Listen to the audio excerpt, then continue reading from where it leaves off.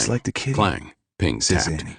That She meant sounds men were much coming, younger and than she one of is. us was going to get worked Sounds over like by she used Commander to when they were Ratface, littles, Pink's still name for holding the fast to commander their who mother's first hand. interrogated me. There's a note of wonder I in her started at tone, my door, like she can't waiting to quite see if the make boots sense of stopped what here she's or kept seeing. walking.